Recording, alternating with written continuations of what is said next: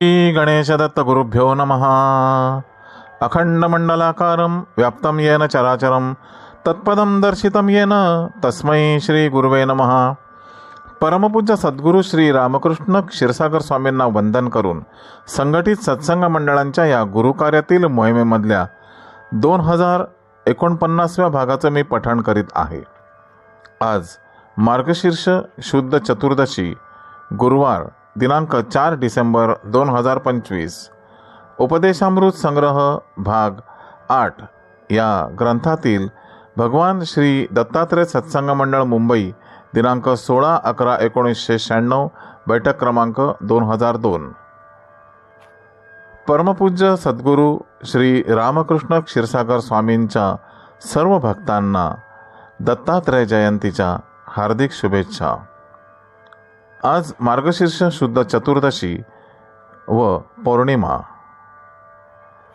आज श्री दत्तात्रय जयंती नगर येथील श्री दत्त देवस्थान महासंस्थानम येथे मोठ्या प्रमाणात साजरी होते. भगवान श्री दत्तात्रय सत्संग मंडळ मुंबई दिनांक 16/11/1996 बैठक क्रमांक 202. परमपूज्य महाराजांनी वेळोवेळी भक्तांशी केलेले हितगुज भाग 50वा. आजच्या या भागात परमपूज्य सद्गुरू आपल्या प्रासादिक वाणीतून भक्तांशी हितगुज साधताना पुढे म्हणतात. वेद, धर्म, ईश्वर यांच्यावर सर्वांनी अंधश्रद्धा जरूर ठेवावी. शास्त्राप्रमाणे जी 4 वर्णांवर आधारित समाजव्यवस्था पूर्वी होती ती खरोखरीच योग्य होती. त्या काळात सर्व वर्णीयांना समाजात सारखाच मान होता. चारीही वर्णीयांचे जीवन एकमेकांवर अवलंबून होते. सध्या सत्ताधाऱ्यांनी धर्म, वर्ण यांचे निरनिराळे अर्थ स्वार्थापोटी काढून पूर्वीची समाजव्यवस्था पार मोडकळीस आणली आहे. तसेच चारीही वर्णीयांनी शास्त्र सोडून वागण्यास सुरुवात केल्याने धर्म समाज रसातळाला जाऊ लागला आहे. तुम्ही कोणीही भेकड विचारांकडे जाऊ नका. परंपरा सोडू नका. धर्म व संस्कृती टिकून राहण्यासाठी ईश्वरी शक्ती अव्यक्त रूपाने सतत कार्यरत असते. काळाचे अस्तित्व समजायला पात्रता व लायकीची गरज असते. ईश्वरी शक्तीपाशी संपूर्ण शरणागती स्वीकारून गेल्यावरच ती शक्ती सहाय्य करीत असते. सामान्य माणसे त्यांच्या जीवनातील इच्छा पूर्ण कशा होतील याच्याच विवंचनेत असतात. त्यांच्या इच्छा पूर्ण होऊ शकल्या नाहीत तर ती माणसं वैफल्यग्रस्त होऊन नास्तिकवादी भाषा वापरू लागतात. खरं पाहता ईर्ष्या व मनोधैर्य हे सैनिकांचे गुण सर्व माणसांमध्ये असणे गरजेचे आहे. भगवंत दयाळू असल्याने सर्वांना सहाय्य करून समतोल सांभाळत असतात. त्यामुळेच त्यांना समचरण असेही म्हणतात.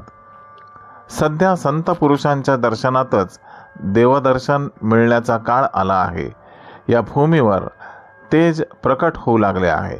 त्यामुळेच खूप माणसे देवधर्माकडे वळू लागले आहेत. तसेच यात्रांना जाऊ लागले आहेत. पुढील 10 वर्षात हे तेज आणखी वाढलेले दिसेल. येथे दर्शनाला येणाऱ्या सर्व भक्तांच्या बाबतीत ईश्वरी शक्ती फार दक्ष असते. प्रत्येक भक्ताला ज्याच्या त्याच्या पात्रतेने त्याला जे योग्य व आवश्यक असेल ते ईश्वरी शक्ती देत असते. तुम्हालाही ते अनुभवास आलेच असेल.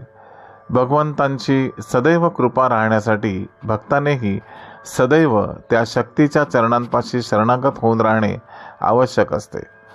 रावणाचे बाबतीत तुम्हास ठाऊकच आहे. तो खरे पाहता थोर दशग्रंथी ब्राह्मण होता. त्याने साक्षात भगवान शंकराचीही कृपा महत् तपश्चर्या करून प्राप्त केली होती. परंतु त्याला अहंकार झाल्याने व वासना आवरता न आल्याने तो दैत्य झाला. अखेरीस भगवंताने प्रभू रामचंद्रांच्या रूपात येऊन त्याचा नाश केला. असाच प्रकार बळीराजा तसेच हिरण्यकश्यपूच्या बाबतीत झालेला दिसून येतो. भस्मासुराचेही बाबतीत तसेच घडले होते. ज्याच्या डोक्यावर तो हात धरेल त्याचे भस्म होऊन जाईल असा वर त्याने भगवंतांकडून मिळवला होता.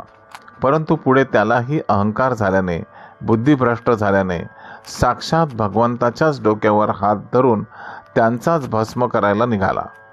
अखेरीस त्यालाही भगवंताने स्वतः मोहिनीच्या रूपात येऊन नृत्य करता करता भस्मासुराला स्वतःच्याच डोक्यावर हात ठेवून स्वतःचे भस्म करायला लावले.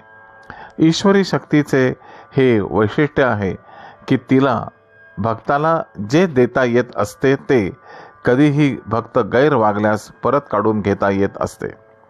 तुम्हीही सर्वांनी हे लक्षात ठेवा. येथे दर्शनाला येणाऱ्या बहुतांशी भक्तांच्या इच्छा ती शक्ती माझ्याकडून पुऱ्या करीतच आली आहे.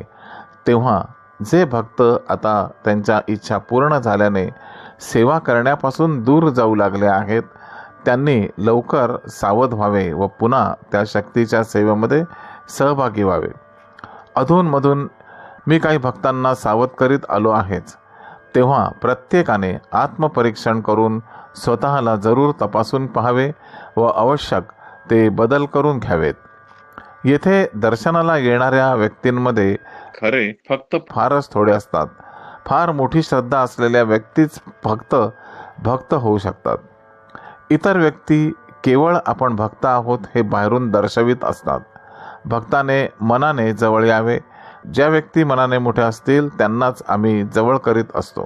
सतत काही ना काही मागत राहणाऱ्या व्यक्तींना, व्यवहारी संबंध ठेवणाऱ्यांनाही कधीही जवळ करीत नसतो. तसे पाहिले तर आमचाही पिंड हा मुळात दयाळू असल्यानेच बहुतांशी येथे येणाऱ्यांना त्यांच्या योग्यतेप्रमाणे जोडत असतो. परंतु त्या सर्वांशी बोलतोच असे नाही. उपद्रव करणाऱ्या व्यक्तींना प्रथमपासूनच बाजूला ठेवीत असतो. धर्म टिकवण्यासाठी व धर्म वाढवण्यासाठी धर्माचरणाने वागणाऱ्या भक्तांचीच गरज असते. धावण्याच्या स्पर्धेत सगळे स्पर्धक धावत असतात, परंतु त्यातला एकच प्रथम येत असतो. तसे अनेक भक्तांमधून एखादाच फक्त शिष्य होण्याच्या पात्रतेचा असू शकतो.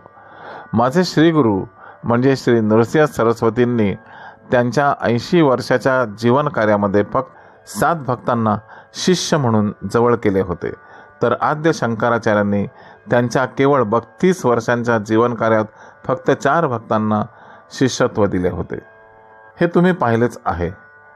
तसे पाहिले तर माझे श्री गुरु व श्री आद्य शंकराचार्य ते दोघेही गुरुपरंपरेतील आहेत व गुरुपरंपरा भगवान शिवापासून सुरू होत असल्याने ते दोघेही शिवस्वरूपीच आहेत व ते आजही गुप्त रूपाने कार्यरत असलेले दिसून येतात. गुरुपरंपरेचे वैशिष्ट्य हे असते की येथील गुरु होण्यापूर्वी त्यांच्या गुरूंचे प्रथम शिष्य असतात व कालांतराने ते गुरुस्वरूप धारण करून गुरुपरंपरेत कार्यरत राहतात. त्यामुळेच या परंपरेत शिष्यत्व मिळणे खूपच कठीण असते व ते मिळालेच तर टिकून ठेवणे ही खूप कठीण असते. कारण अशा शिष्यांच्या सतत परीक्षा ती ईश्वरी शक्ती घेत असते. एक प्रकारे सतत अग्निदिव्यातून जावे लागत असते. असे शिष्य जीवनभर समाजाला मार्गदर्शन करीत असतात, परंतु त्यांना गुरुपद हे मात्र त्यांच्या पश्चात जीवन कार्य पूर्ण झाल्यावर लाभत असते. या सर्वांचा विचार केला तर तुमच्यातील एकही व्यक्ती सध्या शिष्यपदाला पात्र दिसत नाही. तेव्हा तुम्ही सर्वांनी दर्शनाने व श्रद्धेने जे प्राप्त होईल तेवढे मिळवाच. श्री गुरुदेव दत्त. गुरुबंधू आणि भगिनींनो, आजचे हे हितगुज पठण परमपूज्य सद्गुरूंच्या चरणी सादर अर्पण. ह्या हितगुजाच्या पुढील भागासाठी पुन्हा भेटूया उद्या सकाळी 6 वाजता. श्री गुरुदेव दत्त.